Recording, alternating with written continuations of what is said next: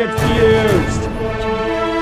My name is Frank Cho, and you're listening to Something Super guys, Podcast. Welcome back to another episode of Something Super Podcast. I'm Steve.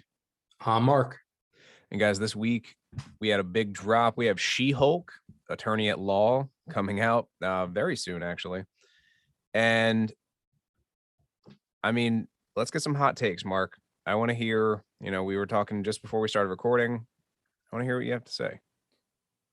So this was when I first saw like the huge list of everything that they were going to be doing between Secret Wars, She-Hulk, Moon Knight, everything we've gotten so far between WandaVision, all that. Like this was kind of lower on the list for me as far as like excitement or like hype, just because for me, like number one, I'm not that familiar with the character. I know bits and pieces of her backstory, but nothing too crazy. Like for me, I've just never liked the way that the MCU has handled Hulk. I think the only one that's really come close was honestly Edward Norton. I feel Hulk is like, he's just such an OP character. I mean, you have World Ender Hulk, there's like Hulk Ward, Planet Hulk, like he's such a powerful character, and I feel like they just nerfed him so much in the MCU. I get you, like you have to, because it's like the Flash. Like, do you really need the Justice League when the Flash can literally probably do everything in 30 seconds? Sure. Like Batman, like none of Batman's villains really have like super powers. They just have like a lot of high tech, which And a lot of fucking daddy issues. yeah. So like, Poison Ivy, Mr. Freeze, like all them, like Flash could easily just round all them up in a night. Like it'd be donezo. Maybe the only person you might have trouble with is like Deathstroke, maybe. So for me, I get it. Like with Hulk, it's like, it's supposed to be the angrier he gets, the stronger he gets. And I mean, they've had multiple chances to kind of like show that, like, especially in Thor Ragnarok, like when he's the champion, like that was a prime time to really show like how strong Hulk can be. But then they dumbed it down and, he cheats and Thor gets somehow tased by electricity, which I still don't understand how that worked, but hey. But for me, I don't know. I feel like Mark Ruffalo, he's a great actor, but like I was saying before we started recording, like I just feel like he goes too far in the opposite direction with his Bruce Banner. Like up until probably Infinity War, he's really a coward.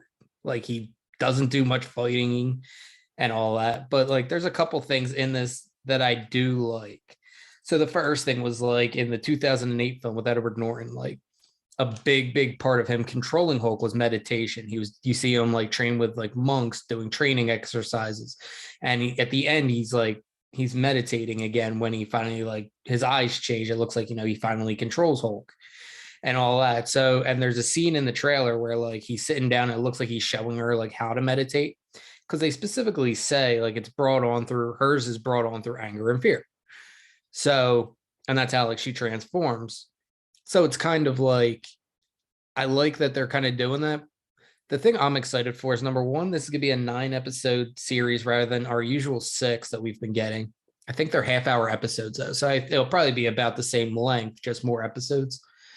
But you can do so much with this series as far as world building that it's ridiculous. Mm-hmm. You could bring in Daredevil. You could bring in vampires, werewolves. You could bring in and explain any villain that we have so far. Because like me and you have said multiple episodes, this phase really seems scatterbrained. Yeah. And I don't know if that's their intention. I don't know if it's just scheduling stuff. And maybe like, I know especially at the beginning of this phase, a lot of stuff had to be moved around because of COVID. So I don't know if that had to play into it or whatever, but like there's a lot of things that you could do here. You could bring in the Thunderbolts, you could bring in Daredevil, you could bring in, like I said, werewolves, vampires.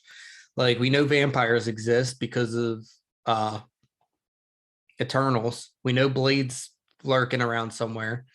They want her to be the face. So what did you think of the fact that this is actually seems to be on the West Coast? I know you're a huge West Coast Avengers fan. I know that you're really excited to see if they go that direction. And this looks like it primarily takes place in looks like they're in Mexico for a little bit of like when she's training, but it looks like her firm and where she lives is like California. I mean, honestly, I think that would be awesome if this was like the first step in that direction. I think another big thing that we get here is this is a two-parter actually. So obviously at this point, Bruce Banner is, you know, consistently the Hulk, or he at least has like full control over his ability to switch back and forth. So he's going to train her in that capability. But I also, from the trailer at least, it seems like she already has her wits about herself as She-Hulk. Like she's not the angry, uncontrollable monster that the Hulk was. Right. Like she comes out of the gate just kind of doing her own thing. And like they show you her existing in the world, I guess, because Banner sort of paved the way just as She-Hulk. She wants to be normal, obviously, because we don't really know how she transforms into She-Hulk yet, but I don't think it was her choice. You know, whatever the outcome of the accident that caused this was, it's not her call. You know, it's not like with Banner, he was working with gamma radiation, like purposefully, you know, knew he ran the risk of having some shit happen. Like she's just like, I just want to be a normal fucking person. So, you know, I think it's going to be an interesting take on things. And having Bruce Banner as your mentor, like the only other person in the world that understands what the fuck you're going through is helping you. Like that's huge. Right. And like you said, I know in the trailer, like even Banner says, like, you didn't ask for this. Like showing that whatever happened. One theory that I was reading that I really like is that possibly it's something with their DNA. So like their family, she's his niece. Okay. So the theory I was reading was because in the comics, it's a blood transfusion. Bruce, she's dying. Bruce gives her a blood transfusion. Then that's how she gets the Hulk powers. What people are saying is that it might have been in Endgame when Hulk snaps, because that emits radiation and affects pretty much everybody with gamma radiation. So it could have been the triggering factor to warp her DNA to become, because we saw the car accident. So what if when Hulk snapped, it brought back, because people got brought back like wherever they were at the time, right? Because like Yelena was Yelena was like in the bathroom of the house, and then like she just came back in that house. Yeah. So I'm wondering, maybe she wasn't snapped. She's driving down the road. Whoever it was that was in the road just comes back. She has to swerve off. The snap then warps her DNA, and then she changes to kind of like save herself, like Hulk does. Like you saw Bruce Banner in the 2008 film. He said he tries to shoot himself, and Hulk like spits out the bullet. Yeah. And they even referenced that moment in the MCU. Like I remember Mark Ruffalo, I want to say it was Age of Ultron, was like, yeah, I tried to like, he was like, what if we just shot you or something like that? He's like, yeah, the big guy doesn't like that so much. Yeah.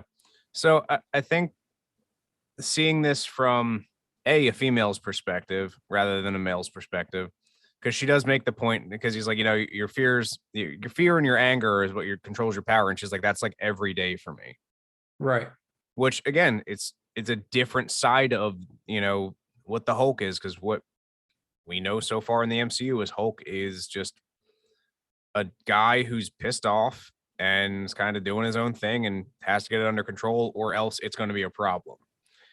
And between Infinity War and Endgame is sort of when Banner does his testing and figures out how to make himself smart and strong at the same time. So whether this is a new advancement in the genetics of his family, and now we're just able to skip right to the good part here, or, you know, whether it's some shit that he does that we don't get to see, because obviously we don't see everything. They're not going to give us everything in the one trailer that they've dropped for us, but maybe he helps train her, or maybe he does an experiment on her that allows her to gain control of it quickly. Because at the one point he does the testing with her with the, you know, saws coming out of the wall, and she does rip the door off immediately, like she's pissed off. So maybe she's just angry with him, or maybe she's unable to control it at first. So I'm curious to see the direction they go in with that. Yeah. And when you bring up like between Infinity War and Endgame, one thing I noticed, because I like watched it like 0.25 speed or whatever, like I slowed it down. The saws are actually Stark Industries. It says Stark Industries. Like when she first crushes it, if you stop it, you can read Stark on the blades. So I'm wondering if maybe Tony and him built that lab and worked together during that time period, Well, no, because he didn't come back until Endgame. He was in space. Maybe Stark just built it for him, and that's where he was held up for whatever it was, 18 months or however long he says in Endgame. Yeah. But either way, like there's Stark tech there. And also another thing that they show is we get an abomination. We get Blonsky, where he's in the Yes. cell that it looks like he's in getting taken back to in Shang-Chi.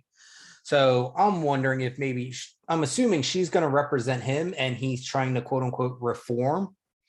And maybe those like that underground fighting tournament, like maybe he's paired with Wong because maybe Wong's kind of training him in how to be a hero. And maybe this will be the start of the Thunderbolts.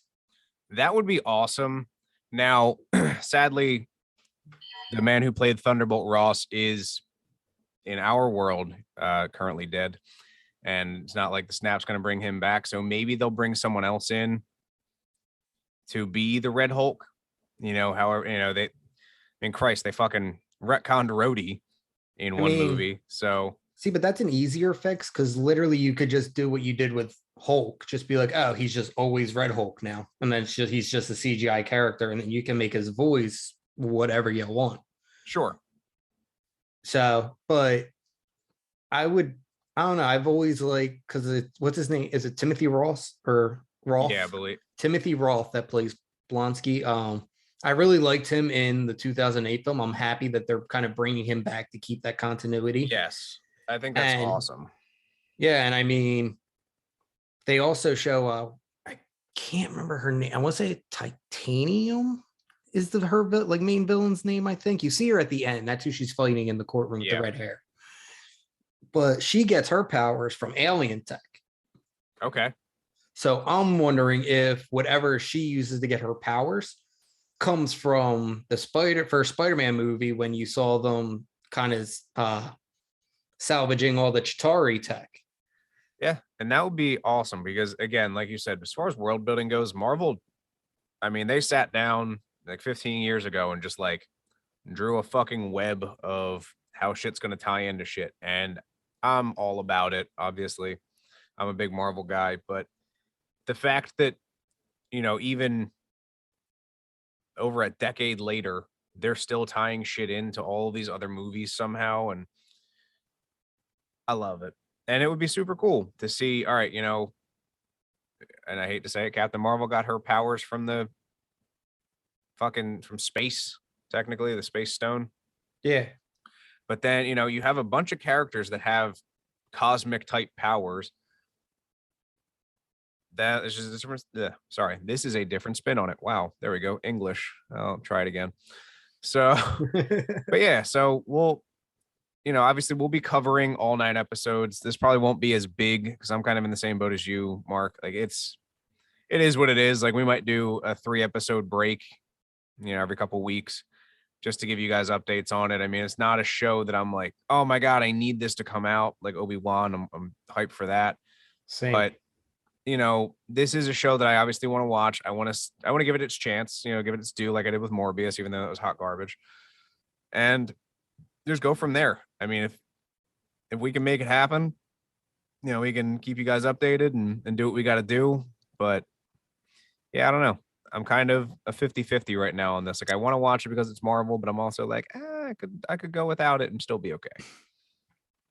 Yeah, like the only other thing that I could think of from the trailer that I really kind of liked was their actualization. Because what does she say at the end? She's like, I'm not a superhero. That's only for billionaire philanthropists that are she doesn't want to be part of the Avengers because she's not an orphaned child. Yeah, she's like that seems to strictly be for billionaires and adult orphans, which is funny because that's Tony Stark, technically T'Challa, now Peter Parker, so it's just kind of funny, her take on it. And I mean, the She-Hulk character always was a satire of everything, as far as superhero go, the superhero genre goes.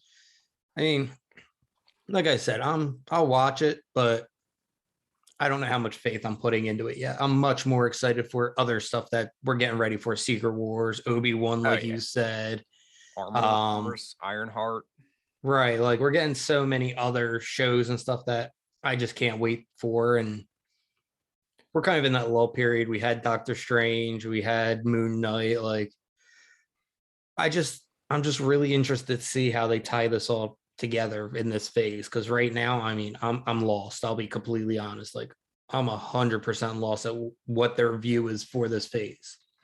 Yeah, it's different. It's dark, it's grittier, but again, it's all over the fucking place. So I'm a little confused, but I'm fine with it, to be honest with you. I think they needed a shakeup from your classic, your big three, your Thor, Iron Man, and Cap. Like, and don't get me wrong, these guys, they played their parts. They have 110% knocked every fucking movie that they've done out of the park, whether the writing was bad or not. Like, they did their parts. They acted their fucking asses off, and here we are. But I want to see when the dust settles, sort of where Phase 4 is going to move into Phase 5, and like what their idea was the entire time. Because I'm sure they have one. I may not see it yet. You may not see it yet, but there is something. Hopefully, there a framework of some kind of futuristic plan that they have in here. So we got Thor: Love Yeah. and Thunder coming up as well soon. So there's a lot of stuff dropping out that we're going to be giving good coverage for you guys. I mean, it kind of irks me too that literally Hulk's been around since like the first Avengers movie and like he hasn't gotten a solo film yet I think it's and 'cause or they did even a series. I think it's because they did the two prior solo films that, I mean, it's just Mark Ruffalo himself hasn't gotten a movie yet. Right. I mean, I get that they did the two other films, but it's like at least give them something. I think it would be done way better with Mark Ruffalo alone, even if it's, a crossover with like one or two other characters somewhere in there, just, a onesie, one off character, something. Even if they did it by himself, whatever, I don't care, but like it would still be good because the MCU putting their magic touch on it. I mean, don't get me wrong, the other ones were good, but like the CGI wasn't great. Right. What Marvel does is fucking eons, leaps and bounds beyond where the fuck they were back in 2008. So, But what else are you excited for? honestly, I already said it. Obi-Wan, I think is going to be a big one, and I agree with you. I don't really want any spoilers, so watching a trailer may be a tough break for me. But I'm also looking forward to Thor: Love and Thunder. It's one of the big ones coming up.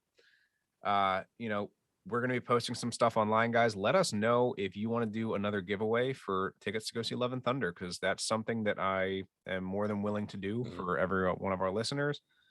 We'll do a nice big giveaway, just like we did last time for Multiverse of Madness, because this is another big movie that's coming out that I'm definitely excited for.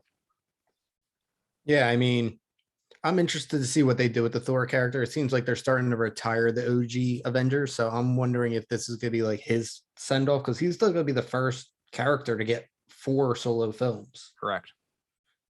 So, and like it's Thor: Love and Thunder, but I'm wondering how much of it is actually Thor. You know what I mean? I feel like if they're going to be handing off the torch, is it going to start being more of Natalie Portman? Yeah, Natalie Portman. I don't know why I just blanked on her name for a second, but like, yeah, I don't know. I'm just excited to see where they go with this and see what comes next. Yeah, I could not agree more. I think Natalie Portman's going to kill it. She's a great actress. And I mean, just from the set photos that I've seen, it looks fucking awesome. The new costumes are like A1. So, Oh, I love Thor's new costume from the first trailer. Like the it's blue and gold, much brighter. Yeah, that looks really good. But so I mean, that's really all I've got as far as the stuff that I'm excited for. We got a lot of things in the pipeline, but coming up more recently, I think those are the 3 big ones for me. yeah, I mean, number 1 for me is gonna be Obi-Wan. Number 2 would probably be Thor. Like there's just so much that we're gonna get ready to have and everything. And I mean, we should I can't think of I know Flash got pushed. I don't know what other DC movies got pushed yet. I haven't really checked on that stuff, but like as far as recently, I mean, DC's been knocking it out of the park between the Suicide Squad, the um Zack Snyder, Justice League. We have Aquaman 2 coming out where not Natalie Portman. Wow. Amber Heard's Amber Heard. apparently getting like slowly etched out as she digs herself deeper during her trial. I'm okay with this. So am I. Like, as of I know before the trial, she was at only like 10 minutes of screen time. And now that they like fucking no screen time, fuck you. well, WB just had a huge like emergency meeting. So I'm wondering if they're gonna go in and do, and I think Aquaman got pushed. So I'm wondering if they are gonna fully cut her out and just do reshoots and just take her out of it, which would be kind of crazy because like if they do go back to building Zack Snyder's world, she was like a huge part of she was part of the team in the Nightmare. So I don't know what they're gonna do there. But I'm just excited for everything that's coming Star Wars. You got The Boys getting ready to come out. They just dropped the trailer. Like, I haven't even watched that yet, to be honest with you, but I'm hyped for it. It looks like it's gonna be good. I'm here. Let's get it. So, I mean, if that's all you've got, that's all I've got. We got a lot of stuff to cover here, and I mean, like I said, we'll be doing a Hulk Thor: Love and Thunder ticket giveaway. So, guys, be on the lookout for that, and we'll drop some hard dates soon in the near future. All right. Last but not least, check us out on Instagram and Facebook at Something Super Podcast, on Twitter at SS Podcast 52. And guys, listen to us on all of your major streaming platforms. If you could do me a huge favor and share us with one of your friends or family members, just one, get our listeners and, everybody do your part, share it out a little bit and share the love. That's all I'm asking for. So lastly, I'm Steve. I'm Mark. And we'll catch you guys next week.